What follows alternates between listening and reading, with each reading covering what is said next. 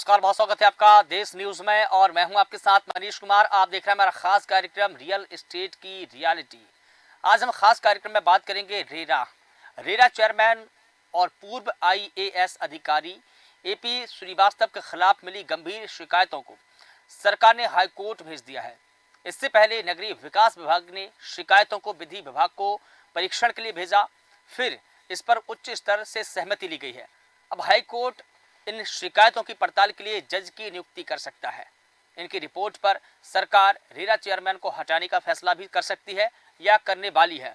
RERA में सरकार की बिना अनुमति के की गई भर्तियों, बिल्डर और डेवलपर के प्रोजेक्ट को समय सीमा से ज़्यादा देर तक लटकाने, समय से पहले हटाए जाने वाले दूसरे चेयरमैन बन सकते हैं। शिकायतों की पड़ताल रेरा चेयरमैन के खिलाफ की जाती है तो वे समय से पहले हटाए जाने वाले दूसरे चेयरमैन होंगे। मध्य प्रदेश रेरा के पूर्व चेयरमैन और आईएएस अधिकारी एंटोनी डिसा को भी समय से पहले ही हटाया गया था, लेकिन यह प्रक्रिया स्वेच्छा वाली थी और उन्हें परेशान करने जैसे गंभीर आरोप एपी श्रीवास्तव पर भी लगे हैं। Real estate regulatory authority act के तहत सेक्शन 26 में चेयरमैन या रेरा के सदस्यों को हटाने की प्रक्रियाएं होती है और सरकार इसी प्रक्रिया का उपयोग करने जा रही है।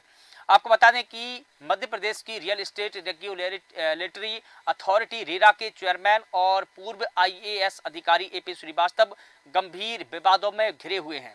शासन के पास उनके खिलाफ में 4 गंभीर शिकायतें मिली है। इनमें नियम विरुद्ध काम करने, प्रोजेक्ट लटकाने और खुद जिस प्रोजेक्ट यानी कि आकृति गार्डन में डुप्लेक्स बनाया है उसके उनके खिलाफ में प्रोमोटर्स के 12 प्रोजेक्ट को रद्द करने का भी मामला शामिल है। इन शिकायतों पर शासन स्तर पर कार्रवाई की जा रही है और तैयारी भी है। आकृति गार्डन मामले में प्रोमोटर्स ने ही शिकायत की है कि रेरा चेयरमैन ने परेशान करने की नीयत से प्रोजेक्ट को रद्द किया है। इससे फर्म को बैंकों से मिलने वाला 80 से 100 करोड़ का लोन अटक गया है। जानकारों को यह भी कहना है कि जब किसी वैधानिक संस्था के प्रमुख किसी मामले में खुद पार्टी है तो वे सुनवाई नहीं कर सकते हैं। इसी से जुड़ा उदाहरण है कि पूर्व सीएस बीपी सिंह के गेमन प्रोजेक्ट में सुनवाई करने वाली साधिकार समिति से खुद को अलग कर लिया था। उनका फ्लैट इस प्रोजेक्ट में था। आपको बता दें कि रेरा पर जो 4 बड़े आरोप लगे हैं वो भी आपको बताना चाहूँगा। जानबूझकर प्रोजेक्ट लटकाए हैं, नियुक्तियों में फर्जीवाड़ा किया है, ये गंभीर आरोप है। पहला है क्रेडाई के विपिन गोयल। शासकीय अधिकारियों से मिली मंजूरी को बार बार जांचा जा रहा है, कमियां निकालकर अटकाया जाता है। जो काम 30 दिन में होना चाहिए उसके लिए 6 से 8 महीने लगाए जाते हैं। रेरा एक्ट बनने के बाद 21 राज्यों के 217 शहरों में करीब 13,000 बिल्डर डेवलपर जो है काम कर रहे हैं। मध्य प्रदेश में परेशानी बढ़ाई जाती है। शासन के बिना अनुमोदन प्राप्त किए गलत सीए सर्टिफिकेट लागू किया गया है। दूसरा है एजी एक्ट के प्रोमोटर्स हेमंत कुमार सोनी। पलाश गृह निर्माण सहकारी संस्था लिमिटेड भोपाल की जमीन पर एपी श्रीवास्तव ने डुप्लेक्स बनाने के लिए करीब 12 अप्रैल 2003 को मेसर्स आकृति डेवलपिंग प्राइवेट लिमिटेड भोपाल के साथ एग्रीमेंट किया था। कामकाज में देरी होने पर फर्म के आकृति एक्वासिटी, आकृति गार्डन समेत 12 प्रोजेक्ट की सुनवाई की और परेशान करने के लिए सभी को रद्द कर दिया। तीसरा है प्रभास जेटली। रेरा में सीधी भर्ती की गई है। कुछ पदों पर 65 वर्ष से आयु के लोग रखे गए हैं। तृतीय और चतुर्थ श्रेणी स्तर पर हुई भर्तियों में शासन की मंजूरी नहीं ली गई है। और चौथा है जीपी गुप्ता। विधि विरुद्ध प्रोजेक्ट की समय सीमा तय की जाती है। क्रेता और प्रमोटर्स के बीच में तय मूल्यों के भुगतान की किस्तों को सीमित किया जा रहा है। अब देखिए, मध्य प्रदेश हाईकोर्ट ये मामला पूरा भेज सकती है। सरकार इसकी तैयारी करती है। सीजे स्तर पर ही जांच पड़ताल इसमें हो सकती है। रेरा के अधिनियम के अनुसार चेयरमैन के खिलाफ में जांच मुख्य न्यायाधीश स्तर पर ही हो सकती है, इससे आगे भी हो सकती है। जल्द इन शिकायतों को हाईकोर्ट भेजा जा सकता है। एपी श्रीवास्तव ने रेरा चेयरमैन का पदभार 1 अप्रैल 2021 को ग्रहण किया था। नियम अनुसार चेयरमैन की नियुक्ति 5 साल या 65 वर्ष की आयु में से जो पहले हो उतने समय के लिए होती है। यानी कि श्रीवास्तव के पास अभी 2 साल का वक्त है। आपको बता दें कि रेरा चेयरमैन का पक्ष लेने की कोशिश की, हमने भी कोशिश की, उनके कॉल करने की कोशिश की, लेकिन कहीं ना कहीं उन्होंने फ़ोन कॉल रिसीव नहीं किया है। हमने उनको मैसेज भी डाला लेकिन उसका भी जवाब नहीं दिया है। हम कहीं ना कहीं उनका पक्ष भी जानना चाह रहे थे कि उनका इस पूरे मसले को लेकर की पक्ष क्या है, वो इस पूरे मसले को लेकर क्या सोचते हैं। और हमने उनका पक्ष लेने की जब कोशिश की गई तो उन्होंने कॉल रिसीव नहीं किया। और देखिए, अब इस पूरे मुद्दे पर बात करने के लिए हमारे साथ में कुछ मेहमान जुड़े हुए हैं, तो उनसे हम जानेंगे कि ये पूरा मसला क्या है। माधुरी शर्मा जी हमारे साथ में जुड़ी है, समाज सेविका है। माधुरी जी, बहुत स्वागत करता हूं देश न्यूज में आपका। और इसके साथ में कुछ देर में दिनेश निगम जी भी हमको ज्वाइन करेंगी। माधुरी जी, पहला सवाल आपसे ले लेता हूं। जिस प्रकार से गंभीर विवादों में जो रेरा चेयरमैन घिरे हैं, उन पर प्रोजेक्ट को लटकाने और रद्द करने की गंभीर शिकायतें मिली है। अब सरकार कार्रवाई की तैयारी कर रही है। आप कैसे देखते हैं इस पूरे भ्रष्टाचार को? देखिए, ये जो जितनी बड़ी जो अपने को ये अव्यवस्थाएं और ये सब वहाँ पे जो चल रहा है कि रेरा का कि भाई ये समय पे जो काम नहीं हो रही है, जो भी जिस तरीके की भी कार्रवाइयाँ श्रीवास्तव जी जो चेयरमैन है उन पर लगाई जा रही है, तो हमें पहले समझना ये है कि आखिर ये रेरा का काम क्या है। रेरा का काम है रियल एस्टेट विनियामक प्राधिकरण से है, जो रियल एस्टेट अधिनियम 2016 के अनुसार अस्तित्व में आया, जिसका उद्देश्य घर खरीदारों की सुरक्षा करना और रियल एस्टेट निवेशकों को बढ़ावा देना। घर खरीदारी वालों की सुरक्षा करना और रियल एस्टेट उद्योगों में निवेश को बढ़ावा देना, पहले सबसे बड़ा काम इनका ये था। लेकिन कहीं ना कहीं इन्होंने जो सही काम करने वाले जो व्यक्ति थे, जो वास्तव में जो बड़े कहना चाहिए कि निवेशक थे, उनको इन्होंने परेशान किया। और छोटे छोटे जो पैसे दे दे के बोल सकते हैं, या जिनके काम की क्वालिटी अच्छी नहीं थी, उनको बढ़ावा मिला और वो लोग आगे आगे। नतीजा ये हुआ कि जो भी शहर में जो भी अच्छी कॉलोनियां जो डेवलप होनी चाहिए थी रेरा के नियम के अकॉर्डिंग, वो नहीं बनी। आज भी लोग परेशान हो रहे हैं और लोगों को असल में जानकारी भी नहीं है कि रेरा में भी हम शिकायत कर सकते हैं। अगर हमारे गांव हमारे घर में सीपेज है, अगर हमारे कुछ सीवेज में प्रॉब्लम आ रही है या क्वालिटी सही नहीं है, तो हम इसकी शिकायत करें तो हमारा 30 दिन के अंदर इसका निराकरण होगा।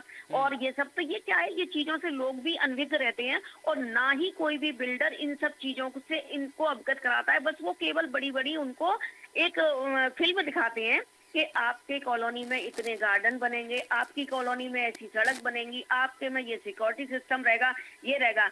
लेकिन सत्यता ये है कि जो वास्तव में अच्छे बिल्डर हैं, जो वास्तव में जो अच्छा काम करने की नीयत रखते हैं, जो कि रेरा के सारे नियमों का पालन करते हुए बिना लेन देन के आगे बढ़ के काम करते हैं, ऐसे लोगों को थोड़ी दिक्कतें जरूर आती हैं, लेकिन वो काम अच्छा करके देते हैं। लेकिन जहां से शुरुआत लेन देन से शुरू करके जो लोग आगे बढ़ रहे हैं, जैसे कि उन पे आरोप लग रहे हैं हमारे अध्यक्ष जी पे या चेयरमैन सर पे, तो ये क्या है, ये कहीं ना कहीं गड़बड़ियां तो हैं। इनको अपन ये नहीं कह सकते कि यहाँ गड़बड़ी नहीं है, क्योंकि इसका खर्च कौन भुगतता है? वहाँ के जो क्रेता हैं, जो लोग हैं, जिन्होंने कैसे भी करके मकान खरीदा वहाँ, वो लोग वहाँ उनको बड़ी परेशानियों का सामना करना पड़ता है। रेरा से अगर कोई व्यक्ति ले रहा है तो जैसे बहुत अच्छा माना जाता है कि भाई रेरा की एनओसी भी मिली हुई है इनको, तो पहला जानते कि रेरा की एनओसी इस तरीके से नहीं मिलती। उनके बहुत सारे नियम और कानून है, बहुत सारे कानून है जिनका कि उनको रजिस्ट्रेशन के समय उनका पालन करना पड़ता है। वो उनको अपनी एक अनुमति और वो सब देना पड़ता है कि हम इसके अनुसार ही काम करेंगे। लेकिन ये लोग तो सोचते हैं कि चलो सारे अच्छे से ये सब काम होंगे, लेकिन ये सब नहीं हो पाते हैं। जैसे कि वो सुरक्षा का जो बात आती है, पारदर्शिता की बात आती है, निष्पक्षता जो लोग समझते हैं, गुणवत्ता का ध्यान रखते हैं, तो ये सब चीजों में कुछ कमी देखने को मिलती है। तो इन पे थोड़ा सा विचार करने की जरूरत है, देखने की जरूरत है कि आखिर ये चेयरमैन, अगर चेयरमैन कहते हैं ना, अगर सही व्यक्ति, ऊपर वाला व्यक्ति अगर सही बैठा है, तो कहीं ना कहीं नीचे वाले व्यक्ति भी बिल्कुल सही दिशा में चलते हैं। अगर गड़बड़ियां नीचे से शुरू नहीं होती, गड़बड़ियां ऊपर से शुरू होती हैं, तो ये सब देखने की जरूरत है। और पहले वाले जैसा आपने बताया कि चेयरमैन नहीं, मतलब जिन्होंने वो दिया इस्तीफा, तो या तो उन्होंने एक स्वीकार करके दिया और उनको लग गया था कि भाई ये एक ऐसी जगह है कि यहाँ पर काम करना मुश्किल है, या यहाँ भी मैं शिकायतों के घेरे में आ जाऊंगा। तो ये सब चीजें हैं, तो इस पर बहुत सरकार को बहुत ध्यान देने की जरूरत है। बहुत ध्यान दिया तभी 2016 में रेरा का गठन किया गया। लेकिन फिर भी अगर ये सही तरीके से रेरा नहीं चल पा रहा है, इसमें अभी भी सब गलतियां हो रही हैं, तो इससे क्या देश का और अपने शहर का विकास बाधित होता है। जो शहर का विकास समय पे होना चाहिए था, जो लोगों को समय पर जो पैसा उन्होंने कैसे भी करके, आजकल इतनी महंगाई का जमाना है, लोग कितने लोग है ना लोन ले लेके कर करके वहाँ पैसा अपना जमा करके एक मकान खरीदने की योजना बनाते हैं। और जब इस तरीके की परेशानियां सामने आती है, तो इसमें हर व्यक्ति परेशान होता है। अगर चेयरमैन को निकाला जा रहा है, तो इसका मतलब सभी लोग परेशान होंगे। तो थोड़ा इस पर बहुत बहुत ध्यान देने की। ठीक है माधुरी जी, आप बने रहिए हमारे साथ में। वरिष्ठ पत्रकार दिनेश निगम जी भी जुड़े हुए हैं, सर आपका बहुत स्वागत करता हूं। और राजनीतिक विश्लेषक प्रकाश सक्सेना जी भी हमारे साथ में जुड़े हैं, सर आपका भी बहुत स्वागत करता हूं। प्रकाश सक्सेना जी, आपसे टिप्पणी लूंगा। रेरा चेयरमैन का ये कैसा है अफसाना, लटकाना, भटकाना, अटकाना और अंत में क्या है, आप बताइए। अरे जी, क्या है कि जनता की परेशानियों के बहाने से इतनी संस्थाएं गठित हो चुकी हैं। पहले उपभोक्ता फोरम था, नेशनल उपभोक्ता फोरम था, राज्य का था फोरम वगैरह। तो पहले आदमी कंज्यूमर के रूप में वहां जाकर न्याय पाने की कोशिश करता था। कई संस्थाएं थी, टाउन एंड कंट्री प्लानिंग, अनुमतियों के तो कई बैरियर्स हैं आम उपभोक्ता के लिए। लोगों ने सोचा कि सरकार ने यहाँ पर अपना हस्तक्षेप करा कि परेशानियां दूर हो, तो रेरा का गठन किया। पर वहां इनकी प्रशासनिक नियुक्ति, इनके चहेते अफसरों को ये लोग नियुक्त करते रहे। समस्या ये है कि न्याय कहाँ से मिले। अनुमतियों वाला जो बैरियर है, जो बिल्डर्स हैं वो चाहते हैं सॉफ्ट अधिकारी मिले ताकि आराम से वो जैसा चाहते वैसा हो। आप भोपाल को ही देख लें, कितने नियमों को मतलब तोड़ते हुए बिल्डर्स ने काम किया है। एक बार उसका भी ऑडिट होना चाहिए। हम चेयरमैन की बात कर रहे हैं, तो चेयरमैन चूंकि वो सरकार द्वारा नियुक्त हैं, आईएएस अधिकारी हैं। ऐसा ही आप देखें, सिया में भी प्रशासनिक अधिकारियों की नियुक्ति होने लगी पर्यावरण नियमों को लेके। एनजीटी पहले से ही संस्था है। ये सब होते हुए क्या पर्यावरणीय नियमों का उल्लंघन नहीं हो रहा है क्या? आप देखिए, नदियों के किनारे भर के बिल्डिंगें बन गई हैं, ये बिल्डर्स ने बनाई हैं। आप तालाब के कैचमेंट एरिया में देखें, यही बिल्डर्स ने कॉलोनियां काटी हैं। टाउन एंड कंट्री प्लानिंग ने कैसे अनुमति दी, नहीं दी तो कैसे बने? तो ये बहुत सारे इसमें प्रश्न उठते हैं। इस मामले में जो आप बात कर रहे हैं, जो श्रीवास्तव जी में रहे चेयरमैन, वहां कई तरह के मामले, अटकाना, लटकाना, भटकाना, उनकी जांच होना चाहिए कि क्या उन्होंने सही नियमों से अटकाया या गलत तरीके से अटकाया। उसमें उनका कोई इंटरेस्ट, पर्सनल इंटरेस्ट था। ये सुना कोर्ट में चला गया है मामला, मतलब विधि विभाग ने इसकी समीक्षा करके भेजा। तो विधि विभाग ने समीक्षा की तो निश्चित रूप से कुछ सत्य पाए होंगे। नहीं, सत्य तो इसलिए भी पाए गए हैं। देखिए, राजनीतिक विश्लेषक भी बताते हैं इस बात के, और जो जानकार है वो भी ये इस बात को बताते हैं कि जो काम या तो महीने भर में हो जाना चाहिए या 2 महीने में हो जाना चाहिए, उस काम को 8-8 महीने तक लटकाए रखा है। अगर वो सही नहीं है या उनकी भूमिका सही थी, तो फिर ये काम 1 महीने का 8 महीने तक कैसे चला गया? गलत बात है। यदि नियम विरुद्ध था तो होने नहीं था। क्या उन्होंने उसके लिए समय दिया था उन समस्याओं को दूर करने का, या उन्हीं समस्याओं के रहते कुछ विशेष उनके इंटरेस्ट यदि उसमें पूरे हुए हों, उसके बाद हुआ तो ये तो करप्शन का मामला होता है। तो ये क्योंकि विधि विभाग ने इसकी समीक्षा की है, उन दस्तावेजों की जांच करके उसको इस योग्य पाया होगा, इसलिए हाईकोर्ट भेजा, इसलिए कुछ ना कुछ पाया होगा इसमें। नहीं, विधि तो विभाग भी मानता है इस बात सरकार को, को सोचना विधि चाहिए। विभाग भी इस बात का मानता है कि रेरा चेयरमैन ने जो प्रोजेक्ट थे उनको जानबूझकर लटकाए हैं, और जो चेयरमैन ने जो नियुक्तियां हुई है रेरा में, उसमें भी बड़े स्तर पर फर्जीवाड़ा किया है। तो ये इस बात को विधि विभाग मानता है, इसलिए तो हाई कोर्ट में मामला चला गया है। हाँ, यही मैंने अभी देखा इस मामले में कि विधि विभाग ने समीक्षा की तो उसमें दोष पाया गया। शासन की बिना अनुमति के आपने नियुक्तियां कर दी। हालांकि ये नियुक्तियां और विभाग में भी हो, पर ये सब इलीगल है, अवैधानिक है। उनको अधिकार नहीं है शासन की अनुमति के बिना। शासकीय संस्था है, उसमें आपको शासन की अनुमति के बिना आप नियुक्तियां नहीं कर सकते। तो इसका मतलब उन्होंने वही रवैया अपनाया जो शासन में अक्सर हम देखते हैं, भ्रष्टाचार की शिकायतें, वही का वही उन्होंने यहाँ रेरा में भी किया, जिससे बिल्डर्स परेशान हुए, उनके प्रोजेक्ट की लागत बढ़ी, उससे आम उपभोक्ता परेशान हुए। तो ये निश्चित रूप से गंभीर मामला है। और इसमें सबसे बड़ी चीज, जैसा उसमें दिखाया गया कि जिस कॉलोनी में रहते हैं उस प्रोजेक्ट से संबंधित, शायद इको आकृति इको गार्डन में, तो आप ये तो प्राकृतिक न्याय की भी हत्या है। ये नेचुरल जस्टिस के खिलाफ है कि आप मतलब आपका वहां पर इंटरेस्ट जुड़ा हुआ है और आप उस मामले को वो कर रहे हैं। या तो आप वो छोड़ देते, वहां अपना बंगला नहीं रहते, अपना जो मकान था, या उससे संबंधित आते नहीं। ऐसे केस कई हो चुके। नेचुरल जस्टिस के खिलाफ आप सुनवाई नहीं कर सकते, लेकिन ये सब उल्टा पुल्टा वहां पर चल रहा था। तो मेरा सिर्फ ये कहना है कि ऐसी संस्थाएं बढ़ा के सरकार क्या चाहती है। सरकार ने कई उपभोक्ताओं के पास पहले भी कई विकल्प थे, इससे अच्छा उपभोक्ता खुद ही कोर्ट क्यों ना चला जाए, पर वहां टाइम लग रहा था, इसीलिए तो संस्था बताई थी। यहाँ भी वही होने लगा। सरकार को इस पे सख्त कदम उठाना चाहिए और अधिकारियों की नियुक्ति बड़ी सोच समझ के करना चाहिए। जो पारदर्शिता जो अब खत्म होती जा रही है विभिन्न ऐसे पदों पर नियुक्ति की, वो वापस लाने की जरूरत है। इनके इनकी नियुक्ति से पहले जनता के सामने इनका सारा रिकॉर्ड रखना चाहिए और उसमें जो आपत्तियां बुलाना चाहिए। इनके कोई पुराने ऐसे मामले तो नहीं है जिससे ये संदिग्ध हो। बिल्कुल ठीक है दिनेश निगम जी। ठीक है दिनेश निगम जी, मैं आपसे जानना चाहूंगा, एपी श्रीवास्तव जो कि रेरा के चेयरमैन हैं, पूर्व आईएएस अधिकारी है, इनके खिलाफ में गंभीर शिकायतें मिली है और इनको हटाने का सरकार फैसला लेगी या नहीं लेगी, ये सरकार का अपना फैसला है। क्योंकि जिस प्रकार से उन्होंने जो बिल्डर है, डेवलपर है, उनके प्रोजेक्ट को लंबे समय तक अटकाए रखा, जानबूझकर अटकाए रखा, उनको लटकाए रखा, और ये विधि विभाग भी इस बात को मानता है। क्या लगता है आपको कि सरकार इनको भी हटाने का जोखिम लेगी? पहले तो देश न्यूज के सभी लोगों को इस बात की बधाई देना चाहता हूं कि अभी 2 दिन पहले ही आपके चैनल के माध्यम से इसी रेरा से संबंधित एक जो है प्रकरण हाईलाइट किया गया था उसी का और फॉलो मुझे अप ले बड़ी रहे हैं सर खुशी है और बल्कि हम मुझे मालूम है और तो मुझे इसीलिए मैंने आप लोगों को बधाई दी है जी, कि शुक्रिया। आप लोगों ने कम से कम आम जनता का और शासन दोनों का ध्यान आकर्षित किया, तो शासन की भी आंखें खुली जो बहुत गहरी नींद में सोया हुआ था लंबे अरसे से, तो उसकी कम से कम नींद खुली और समय रहते उन्होंने जो है ये अपना निर्णय लिया कि जो भी जांच करा के या जो जिस के माध्यम से उच्च न्यायालय में ये प्रकरण भेजा जा रहा है, बहुत अच्छी बात है और अपेक्षा करेंगे कि उच्च न्यायालय के माननीय हमारे जस्टिस बहुत जल्दी इसमें जो भी अपना अभिमत या निर्णय हो उसको करके और दोषी लोगों को जहां सजा दें और वह जहां गलत हुआ है उसको सही करें और दोषी लोगों को सजा दें। अब रहा सवाल आपके ये, सबसे पहले तो मैं आपको ये बता दूं कि ये जो एपी श्रीवास्तव साहब हैं, ये जब से आईएएस ऑफिसर के सीनियर में आए, ये चीफ सेक्रेटरी रैंक में आए, तभी से विवादास्पद रहे। 2 बार 3 बार ऐसा हुआ कि इनका नाम चीफ सेक्रेटरी के लिए मुख्य सचिव के लिए चला और ये अंततः नहीं बन पाए।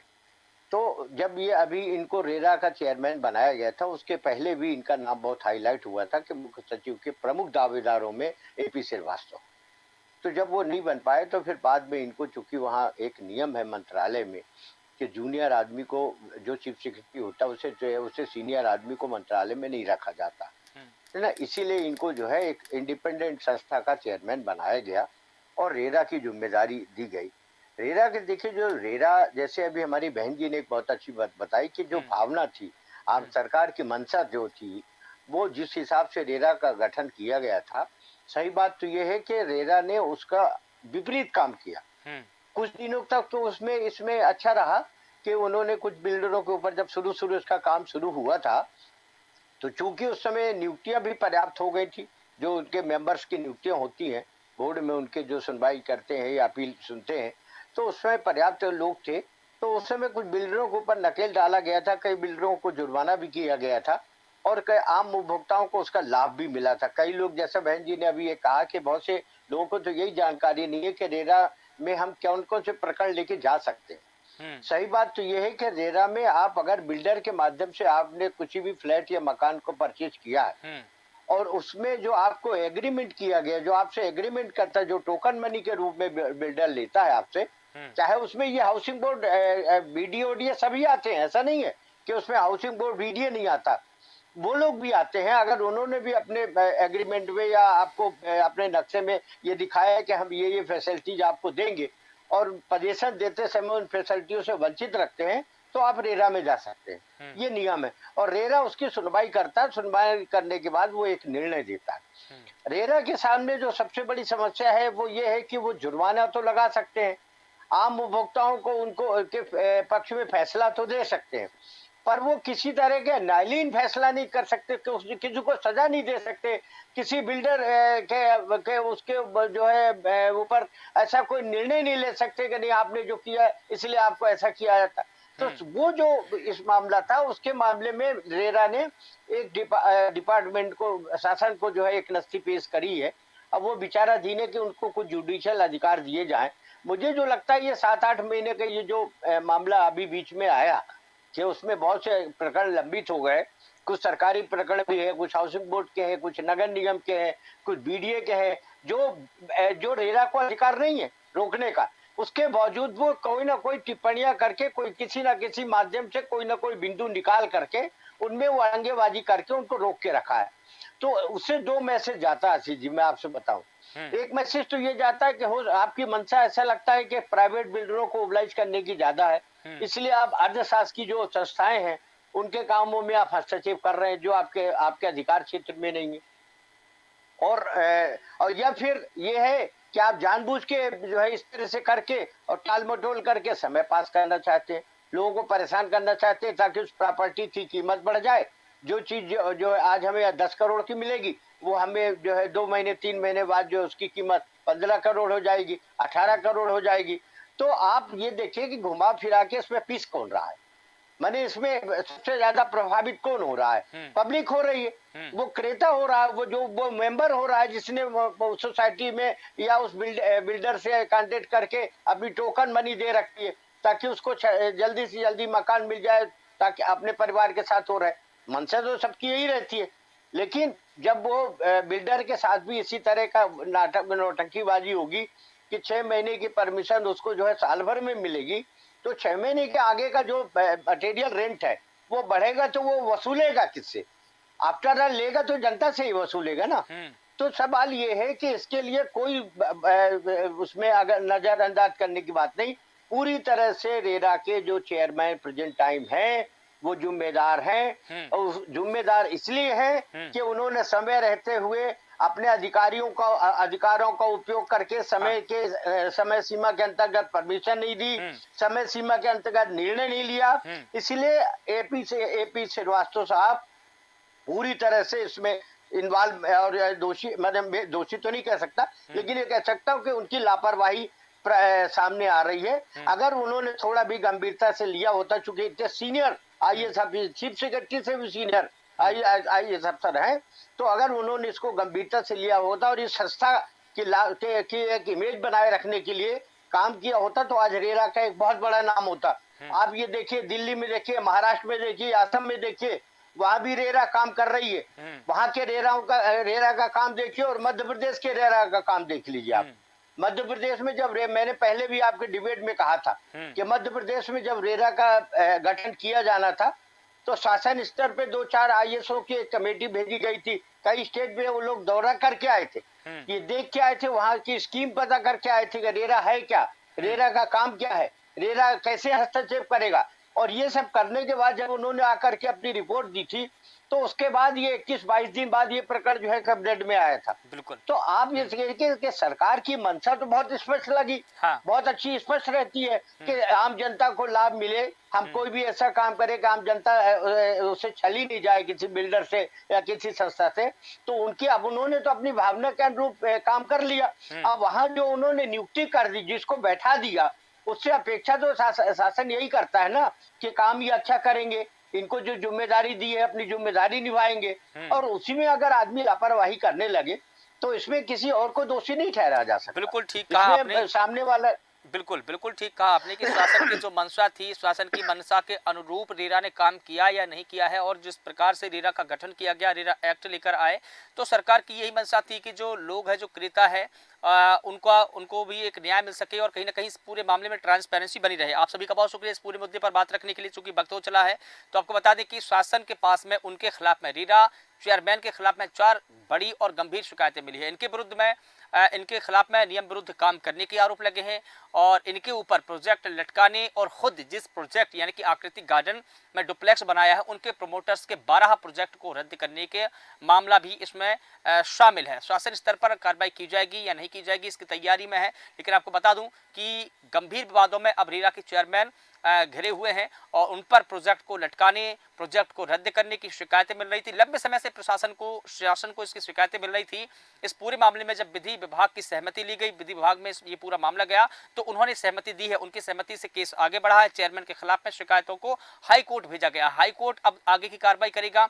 देखना होगा कि सरकार रेरा चेयरमैन को हटाती है या नहीं हटाती है, क्योंकि उन पर जानबूझकर प्रोजेक्ट लटकाने के गंभीर आरोप लगे हैं। फिलहाल देश न्यूज के खास कार्यक्रम रियल एस्टेट की रियलिटी में बस इतना ही। देश और दुनिया की तमाम बड़ी खबरों के लिए आप लगातार बने रहिए देश न्यूज के साथ। नमस्कार।